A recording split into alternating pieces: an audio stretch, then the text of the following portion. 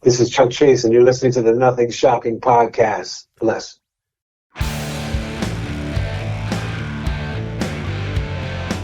Want to know what's going on in the world of music? Then tune in to the Nothing Shocking podcast, a non-genre based, all ages friendly rock and roll program.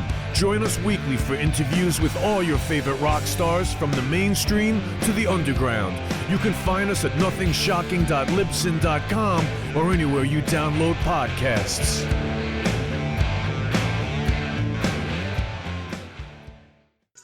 We're putting the band back together. The numbers all go to 11. I'm talking about bands that rock.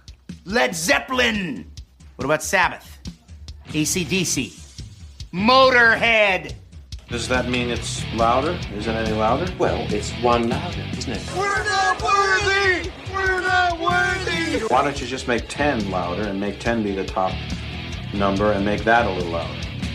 These go to 11. I get up off the ground and raise my head. Days like this, think I should be dead. One for Satan, two for me. Let's cheat the devil, it's fun, don't you agree? Welcome to the Nothing Shocking podcast. I'm your co-host, Jeff Untied, and with me in Dogbowl Studio is Coach Nez. You can find the Nothing Shocking podcast on Libsyn or any podcatchers. Like our Facebook page or follow us on X at No Shock Pod. You can also find the Nothing Shocking podcast on Rock Rage Radio every Sunday morning at 7 a.m. Central Time. Our sponsor is Big Strix Vinyl Records and Sports Cards, located in Rock Island, Illinois. New, vintage, and previously owned. You can find it at Big Strix. We'd like to thank the Hong Kong Sleepover for allowing us to use their music for our intro and bumper ending. Tonight's guest is Chuck Treece from McRad, and formerly of Underdog, promoting his latest band, Our Town, featuring his son, Kieran Treece, and vocals, Rachel Ann. Fantastic interview. Let's get to it. All right, good night. Good night.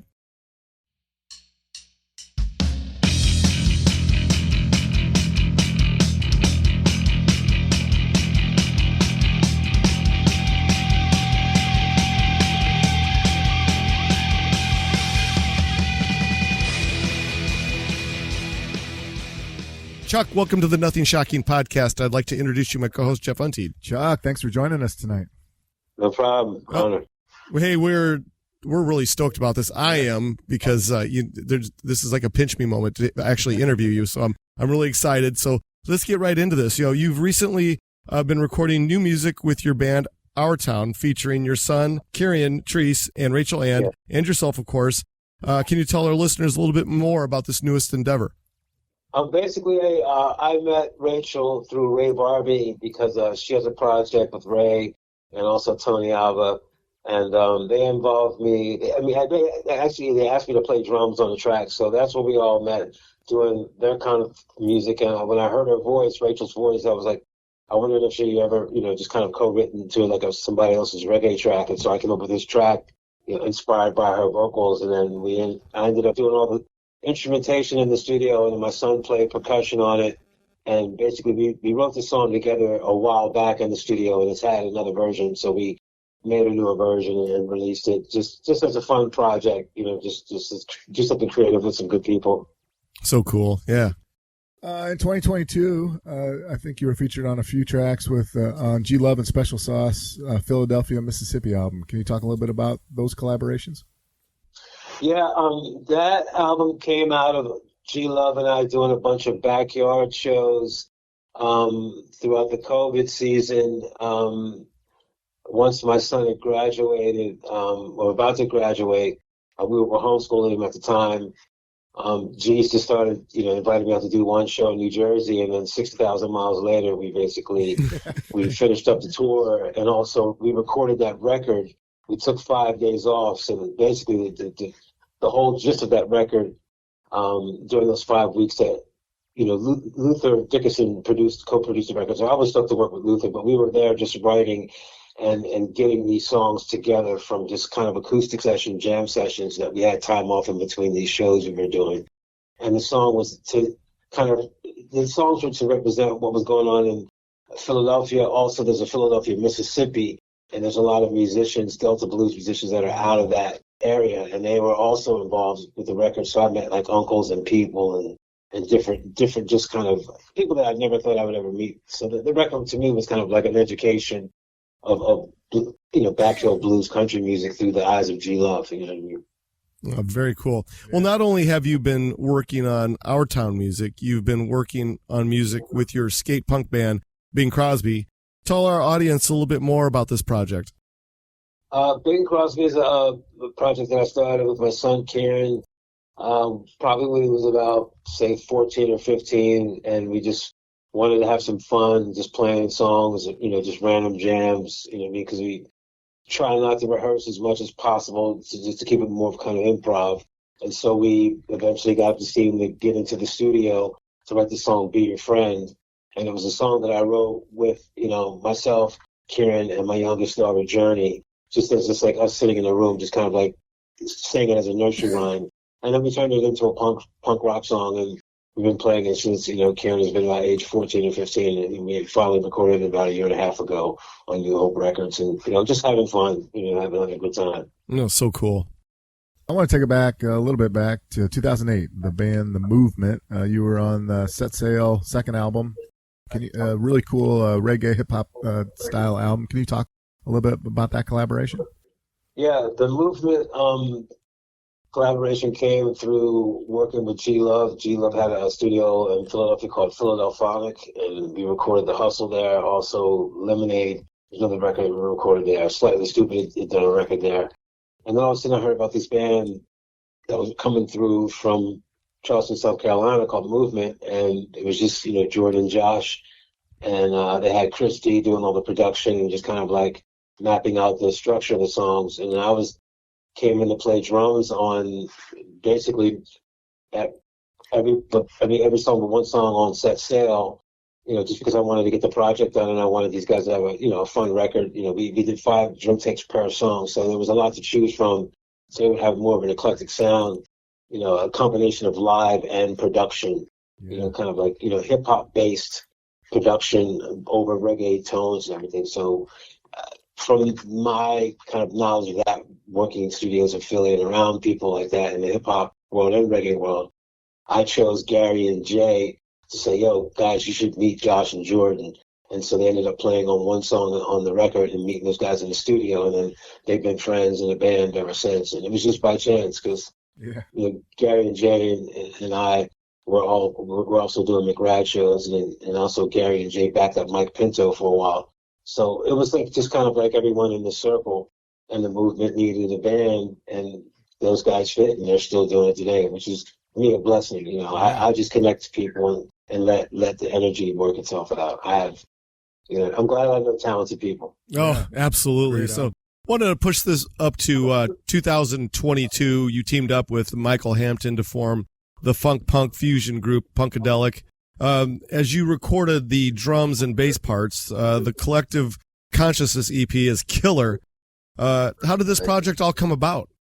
I'd known Mike from years before by working with David Ivory over at Sigma Studios, and Mike and Lodge Curry from P-Funk came through and did a little jam session. So eventually, through years of jam sessions and myself and Mickey from Ween and all of us jamming up in New Hope at John and Peter's, Phil, who I started Punkadelic with, always wanted to kind of work with Mike Hampton. So I introduced those guys, and then they became friends and they just started working. And then they decided to do an EP, and the EP just randomly came together because some of the production was already done. And so I was playing drums at different studios and track and bass, and then Phil tracks bass. But to me, it was cool to be involved with a project with Mike Hampton is a guitar hero of mine since I've been a youth. So to hear him do his own thing outside of P-Funk and to be involved with it was amazing. It was a good time. A lot of fun learning about Mike. Oh, such a cool album too. Well, I mean, this is super cool going down memory lane of some of the stuff you've worked on, because I mean, it's cool that you do reggae, rock, hip hop. You've been with some kind of hard rock punk. Can you talk a little bit about that fusion of melting pot of music styles? Yeah, I mean, my father. Basically, I learned how to play all the instruments from my dad. He could sight read, and he was a tenor sax player, so he had a lot more knowledge about arrangements and what songs did. I didn't know that I was my dad was just a military guy, you know what I mean? He just loved music. And when he just, was a, U.S. Army PT instructor. So like his whole life was set up for him. And music was just kind of like something that he did when it was cool with his friends. But when it wasn't cool with his friends, he stopped. So what I learned from my dad is he had his own top 40 band and they played every style of music. You know what I mean? They played everything. And so and then I got a chance to jam with those guys at a place called Boots and Bonnets. It's in Chester on 95. And that was the first place I've ever played a show. I was like age 8. And my dad would be singing on 2 songs and they give me a little drum solo. So I always wanted to take what I learned from my pop and his friends and just to apply it to music in general. So, and then my uncles always collected, like stereo systems and different things of like, high-end Pioneer gear and stuff like that. And they always bought tons and tons of vinyl. So at one minute they would be listening to Earth, Wind & Fire, and then the next minute they would be listening to David Bowie and then UFO. And so I was kind of like blown out. And then I joined my own top 40 band when I was about 14 or 15. So I was learning how to play top 40 gigs with all these high school kids. And that just kind of furthered what it was. But I just think because music all has a math to it, and if you kind of understand what music does outside of who does it, it kind of makes more sense to kind of learn from it. You don't have to put it on all your records or be in all the sessions or like I was, but you can still internalize music and get everything from it. Absolutely. The band Stiffed was established back in 2001 by Santi White, a.k.a. Santi Gold, yourself, Matt Schleck, and Chris Shar. The band was a banger with Santi's unique vocal style. How did that band not go on to bigger and greater things? It sure launched Santi Gold's career, that's for sure, as a solo artist. Yeah. Stiffed was, we did a bunch of, showcases in New York and we did all the Black Lilies and we played all over the place, and we always thrived to kind of play our punk environment in different weird places because no one was used to Santi, being in that environment. And that was her first time out, basically, because she basically co-wrote the Reese record, They Say Vision, or How I Do. I forget what the name of the record is, but Reese put out a record, that her first major label record, and Santi was a huge writer on that. And from that, we talked about starting a band, and that band was a part of her sound. But I guess she wanted to have something a little bit outside of Stiffed that was uniquely her, because Stiffed was a band, and I respect Santi that she kept that uniquely. She didn't try to like take the name and be like, we have all this flagship going, and let me just make it all about me. She completely just said, let me just make a whole another entity around it. And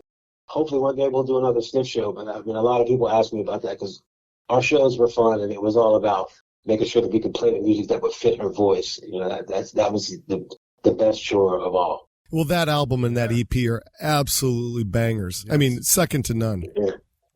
Yeah, fun times, man.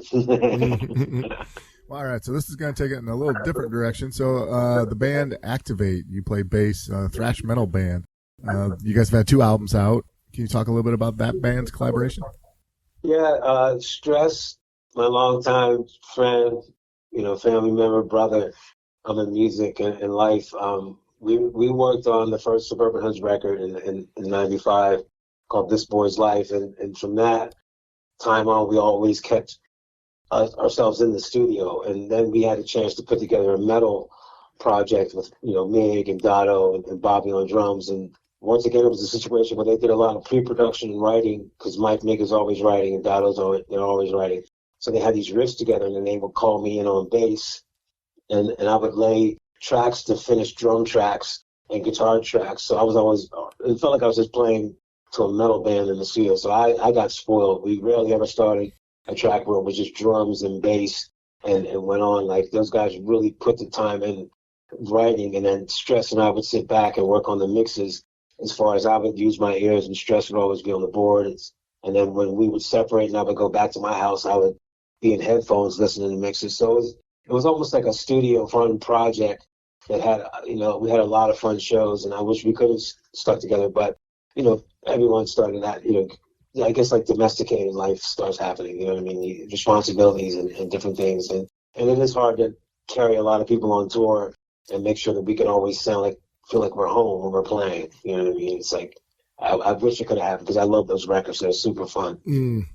Well, the first time I learned about Chuck Treece was 1989, and I walked into my neighborhood record store and I heard The Vanishing Point by Underdog being played over the sound system there, and that album blew me away. And I guess I don't want to say this the wrong way, but I guess there were rumors after that album was released that there was band contentiousness, and that's why the core of that band never went on, was because you guys didn't get along very well. But that album is probably in my top 5 favorite albums of all time. Can you talk a little bit more about the album, the band, and was there any truth behind those rumors that the band didn't get along? I don't know. It was the band didn't get along. I look at it as far as I'm a writer, Russ is a writer, Dean's a writer, Richie's a writer, and so Richie was already starting to think outside of the box and create other projects that didn't have anything to remotely do with Underdog, but we had this staple of Underdog because McRad and Underdog had played shows together. So to me, it's we've all skated together. Myself, Russ, Dean, we all came out of the New Jersey, skate scene early on. So it's to me, they're always going to be family. We always talk and we always do whatever. When we get on the road, that was my first time touring, in a van, and so I felt a little out of sorts. And so maybe my being green to it so much, because I was so much into doing McRad things, that when they asked me to join Underdog and play leads on the record for Vanishing Point, it was Absence of Sanity was already basically recorded. It was already in the situation of doing its thing. And so I just kind of left that to do another situation, which I had a lot of fun. It was great recording the record. It was great doing the shows. And I wish those guys all the best, because they showed me, outside of New York, McRad being in New York as a young band, going to New York and playing in New York and Connecticut with Underdog, and actually doing the whole East Coast and West Coast tours. People love those songs. Those are great anthems, and Richie's just a great personality connector with that. I didn't think, I'm just used to seeing Jimmy Gestapo be that guy, but Richie has a whole nother connection as far as Eddie or anyone else out there who's had a great hardcore band or a punk band, and that's, you can't really order that up, you know what I mean? Regardless of band tension, if you have somebody leading people to your shows, the tension is just all a part of the process of it being theater, you know what I mean? That's how I look at it, because nothing of any tension that we would have had didn't get in the way of the music. The music is way bigger than anything that would happen in between any band member. Yeah, and that's how I look at it. To capitalize just off what you just said there is that album for its time was so groundbreaking for the sound that it brought. When you were in the studio recording that album, did you have any idea that it would be so unique and I guess the sound still kind of holds still to this day? Right. I was really, Richie did all the rhythm guitars on it, and he's just a songwriter in a mode of, branching away from it. And we were all kind of had our ears to the ground with metal and what was going on. You know what I mean? We're all kids, Doc and whatever, you know what I mean? We're all getting into that guitar threshold. And I personally thought that between my leads and what he was doing rhythmically, we were both thinking kind of out of the box, but we weren't thinking out of the box away from the band. We were thinking how can we take what Russ and Dean, because we recorded basically everything live in the studio, and then we just overdubbed, basically leads and vocals and stuff like that. Even the vocal interplay, all of that stuff is experimented on in the moment. We didn't really have a goal of let's be rehearsed. Absolutely, yeah. That sounds good.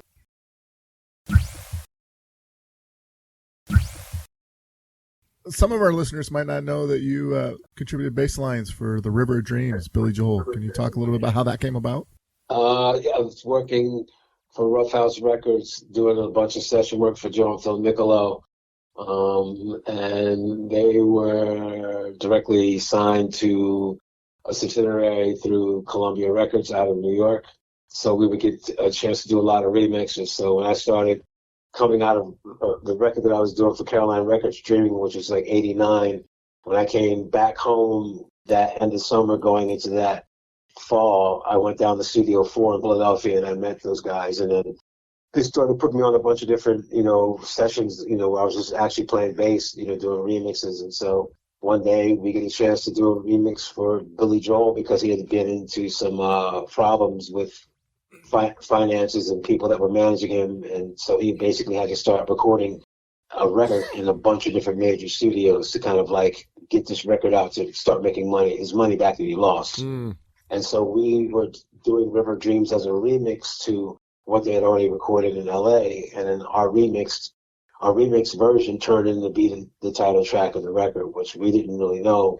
We were just working once again at Studio 4, we were called kind of the A-Team, which is like most of the guys that were out touring with people like Phyllis Hyman or, Whitney Houston or whatever. When we would all get in town, we would all get together on the biggest sessions that were coming out of Rough House. So it was about 5 or 6 of us that were always around. And when they heard that we had a chance to do this Billy Joel remix, everybody showed up at the studio. So it was, it's like, it's cool to play bass on something that, I literally went to the store in South Philly and bought a 5-string the day of the session because Joe Nicolo called me and said, dude, you need a 5-string. Do you have a 5-string? I'm like, no, because they didn't have one at the studio at that time.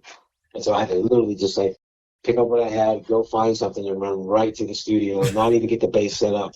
And it was an Epiphone 5-string. So, it was more or less the gutterness of it that made that happen because everything was just like not a rush job in our performance, but a rush job just to get to the studio and make sure that everything that we had was right for that moment.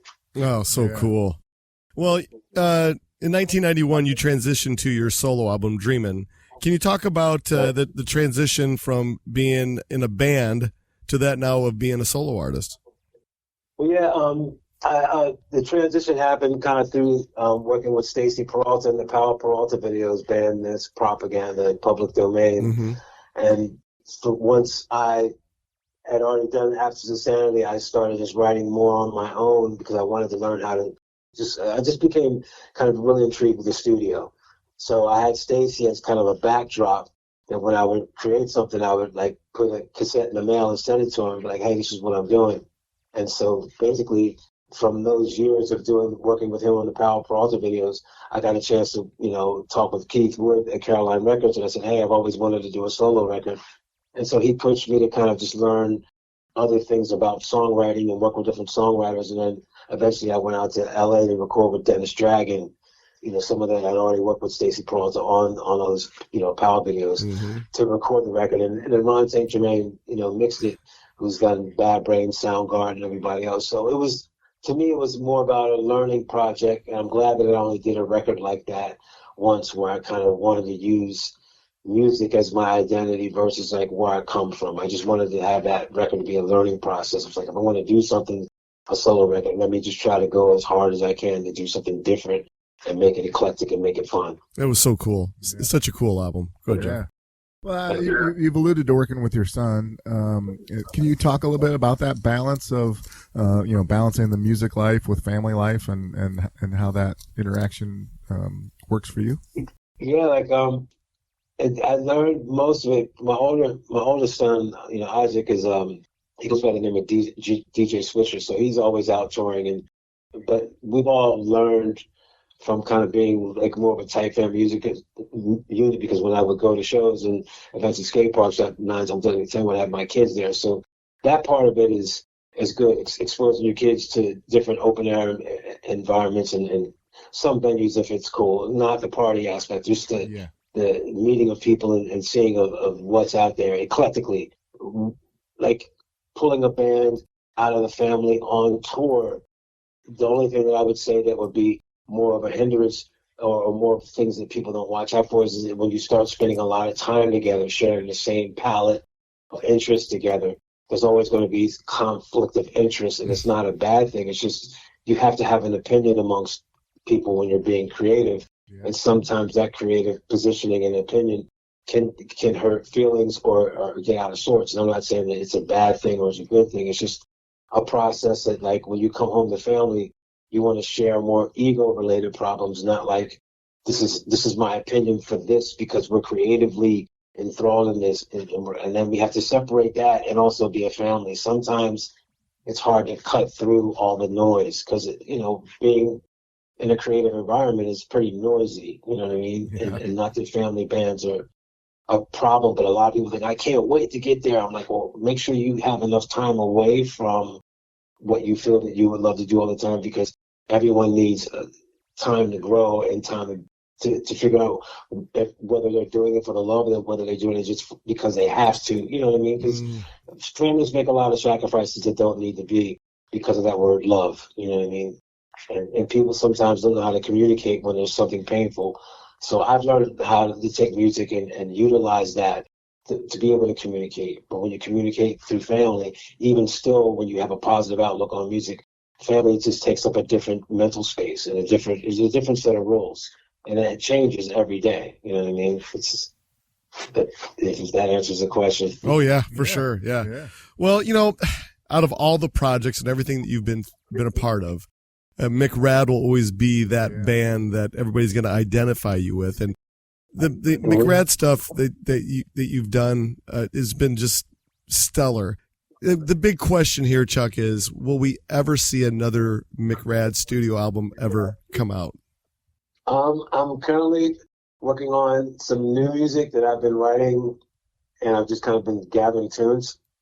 So yes, I'm looking to get that record out, and also I'm going to be re-releasing a bunch of the original version of McRad. We have a bunch of songs that we wrote that were never released, and we have some live recordings from CBGBs, and also we have a live recording of us playing at XPN in Philadelphia in '84. It was the last time the original band was together. Our drummer had to go back to Holland because his visa was up. He had graduated high school, so he was the main kind of force of that sound. So we decided not to keep it that way anymore. But what I created in '86, more of a guitar-driven metal-esque sound, I'm getting back to that. You know, because I was out touring with G Love for a bit and making that happen, and I wanted to just kind of get back to my roots. So basically, yeah, I'm in the works and going to be writing.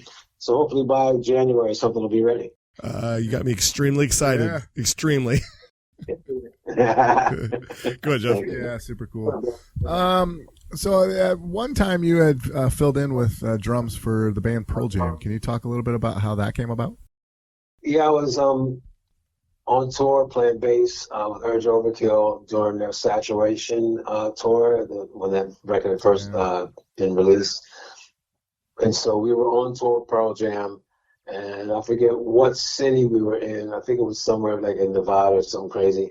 And Mudhoney was on tour.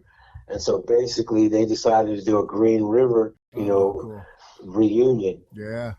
And so Dave Aberzies, the drummer at that time, was like, Chuck, I'll play one song and you play one song. Because he knew that I was a drummer. I just always talk to the drummers. If I'm, regardless of whatever instrument I'm playing on tour, I'm always talking to the drummers or talking to the musicians about whatever. So this freak accident came up, and those guys record and film pretty much every show that they do, and then they ended up releasing it on a limited 45, and then there's also the video stuff that's out there. And it's cool because, I mean, Mark from Mudhoney, he's a skater from Delaware, so it's like we all have friends, like we all have the same similar crew, and it was weird.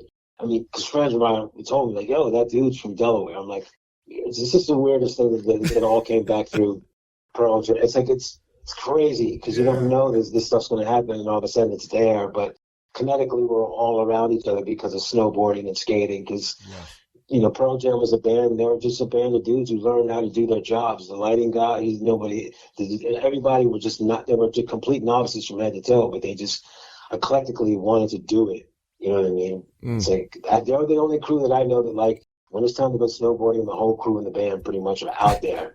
Like, in most heinous conditions, like, you know what I mean? They tried to get me to go with them one morning. I was like, there's no way. I'm not that guy. This past October or November or something, I think it was October, I got to see HR perform in Davenport, Iowa. And I just saw that recently that there must have been a live video that you were playing with HR as well. You were on the drums back there. Talked a little bit about working with HR. Working with H, I've known H since I've been age 19. He had McRad play for HR and Company in late 1983 in DC. He did 2 shows with those guys, and so from that point on, HR and I stayed friends. And then probably around 2012 is when I started working with H again in the studio because a friend of mine, Seamus, was doing a documentary, which is the documentary that's out about him now. Yes. Finding Joseph I. Seamus talked to myself and this other guy, Mal, about doing music for it. The music didn't end up in the documentary. But basically, we were working with H again. And then I pulled H to go out to do tour to meet Bucky Lasik and kind of have him jam. And to realize he still had a fan base out there, and that was good because he had stopped playing music for a while. Mm-hmm. And so from that point on, we kept playing shows with friends. And I introduced him to Zeke Zagar, who played bass in the original lineup in McRad. And then Zeke's been with him for 14 years. So at the end of this kind of run of what they're doing now on this tour, before they go to the West Coast, they called me on the last 3 shows. And, it's an honor to play with H. He's always been a guiding force, and he's had his ups and downs, as we all do, but he's still ready to go out there and perform. And he's pretty close to 80. He's got to be, right there on it. But he can't move as much, but he sounds great. And I've seen the wild H, and I've seen the upset H, and I've seen the the chemically imbalanced H, and I'm happy that he's still alive doing what he's doing. He's a national treasure as far as I'm concerned. He was fantastic. He played in front of about 100 people. He just killed it. I just can't believe the guy can still do it the way he does. And that's wild. He's up there, man. He is. So, I know we've been focusing really heavily on your music career, but you also have a side of being a professional skateboarder. Can you talk a little bit about how that got started and balancing skateboarding and music?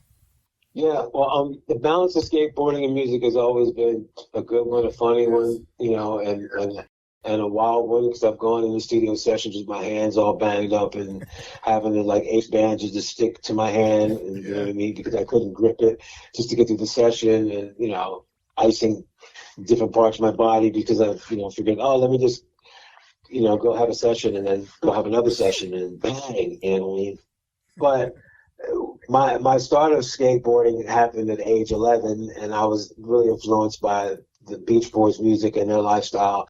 And then being a Delaware kid, going down to the shore, you have the beach influence there. But for some reason, when I started on skateboard at 11, it kind of hit me. And then 13, I got my first real skateboard.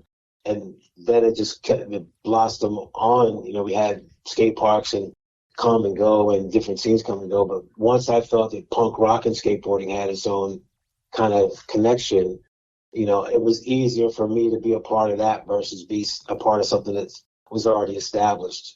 And for some reason, when people thought it died off, it gave us even more kind of of a vision to be like, nah, we're going to leave what you think is dead and create this new thing. And that's what kept us going. And outside of us just having injuries and not being able to, do the things we wanted to do, because skateboarding is a risk as much as music. But the combination of them both in my life it's made being a city kid fun. It's made being a suburban kid fun.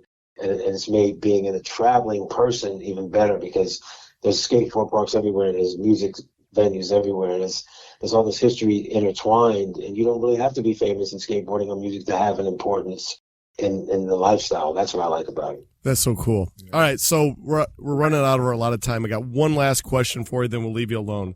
So You're a badass drummer, you're a badass guitar player, badass bass player. Where does it come? Where is it in line for you? Are you a drummer first, a guitarist, a bass player? I guess where are you? I guess where's your home at when it comes to instrumentation? Instrumentation, as far as where I feel the most comfortable, would be drums, because that's what I've been playing the longest. Then it would be bass, and then it would be guitar. Songwriting would be guitar first, because I like that, and then vocals are like something that I'm still discovering, because for one, I didn't know that your voice would really change, because, when I sang the song Weakness, I was like early 20s, and I can't even sing it. I can't even sing it. I have to tune my guitar down to D right now to even get the proper air out. You know what I mean? So it's that's the only thing that I haven't really understood the most out of being into music or having a talent for music, because the whole anatomy of your body and the vocal. I could see why people study that, because you really need to know what's going on and why you have certain limitations and why you can grow from it. But music overall, I think the reason why I'm all about it is because I just hear it every day. I mean, someone can say something or hum something, and my brain is answering, like just spot on. Not that it's some genius thing. It's just that there's these blobs of information that come in, and it's either I'm banging on the table, or, oh, that's a great guitar part, or, you know what I mean? Or, oh, maybe I should play kazoo on something. I don't know, whatever. You know what I mean? Just Oh, very good. Yeah. Well, we're out of our allotted time for the evening. Is there anything that we left off tonight that you would like to plug or promote? I wanted to promote the 45, the McRad Weakness 45 that's on Unsettled Score Records, and we also have a board that's on Technique skateboards with the same graphic, and there's going to be a wheel coming in from Speed Lab Wheels, McShred wheel, and then there's going to be another release on Unsettled Records, which will probably be After Sanity, the full LP, revamped and some stuff. Plus the new McRad music, which you guys were asking me about. Yeah, that's it. Oh, so exciting. Yeah. So this is how things are going to work out. Once Jeff, the editing wizard over here, gets all of our boogers cleaned up, we'll send it to you, and please share it to all your social medias. We'd really appreciate it. All right, no problem. It was fun. Chuck, thank you so much. I have a pinch myself moment here. I've been waiting to do this since 1989. Oh, man, thanks, man. Honored. Yeah, we wish you the best of luck. Yeah. Take care. All right, man. Have a good one. Bye-bye. Bye-bye.